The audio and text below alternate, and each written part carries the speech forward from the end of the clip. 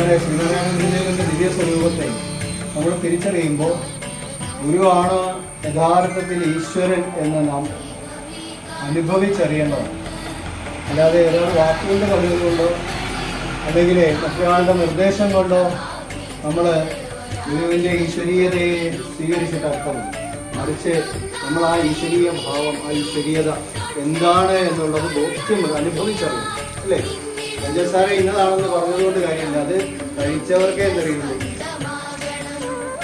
പഞ്ചസാരയുടെ ഗുണം എന്താണെന്ന് അറിയാൻ പറ്റും. അല്ലേ? കഴിക്കാത്ത ഒരാൾക്ക് പഞ്ചസാര ഇന്നതാണെന്ന് കണ്ടറിയാവുന്നതല്ലാതെ അതിൻ്റെ അനുഭൂതി എന്താണെന്ന് പറയാൻ പറ്റും.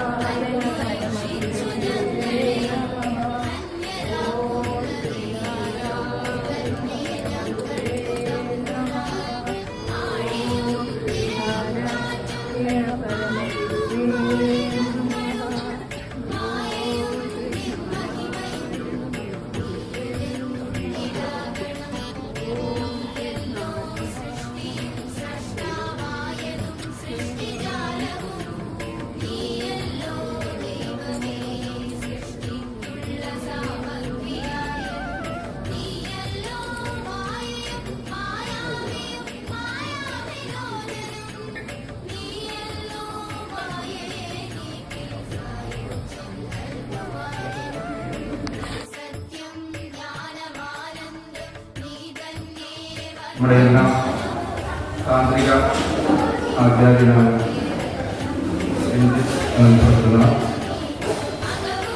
ബഹുമാനിയനായ തിരുമേനി യൂണിയൻ കൺവീനർ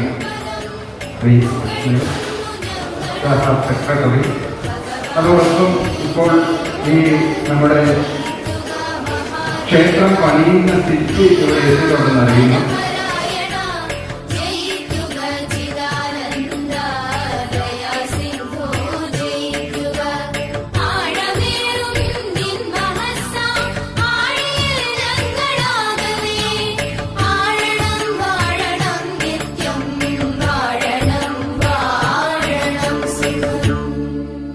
പ്രിയമുള്ളവരെ, ചേനപ്പാടിയിൽ ഗുരുദേവ ക്ഷേത്ര നിർമ്മാണത്തിന് മുന്നോടിയായുള്ള ബാലാലയ പ്രതിഷ്ഠാകർമ്മം ഭക്തി പുരസ്സരം നടന്നു കഴിഞ്ഞു. അടുത്ത ഒരു വർഷത്തിനകം തീർച്ചയായും ഗുരുദേവ ക്ഷേത്രം സാഫല്യമാകും. അതോടുകൂടി ക്രിസ്തുവിന് മുൻപും ക്രിസ്തുവിന് ശേഷവും എന്ന വിഭജനം പോലെ ചേനപ്പാടിയുടെ ചരിത്രവും തീർച്ചയായും വിഭജിക്കപ്പെടും. ഗുരുദേവ ക്ഷേത്രത്തിന് മുൻപും അതിനുശേഷവും എന്ന നിലയിൽ ചരിത്രം എഴുതപ്പെടേണ്ടി വരും. ഗുരുദേവ ക്ഷേത്രാനന്തരം 10 വർഷം കഴിയുമ്പോൾ ചേനപ്പാടി മറ്റൊരു ചേനപ്പാടിയായി മാറുമെന്ന പ്രതീക്ഷ പങ്കുവയ്ക്കുവാനും ഈ അവസരം ഞാൻ ഉപയോഗിക്കുകയാണ്. ഗുരുദേവ ക്ഷേത്രം പൂർത്തിയായി പഞ്ചലോഹ വിഗ്രഹം പ്രതിഷ്ഠാപിതമാകുന്നതുവരെ നമ്മുടെ എല്ലാം ശ്രദ്ധയും വിശ്വാസവും പങ്കാളിത്തവും ഇക്കാര്യത്തിൽ ഉണ്ടാകണമെന്ന് വിനയപൂർവ്വം അറിയിച്ചുകൊള്ളുന്നു. എല്ലാവർക്കും സാദര നമസ്കാരം.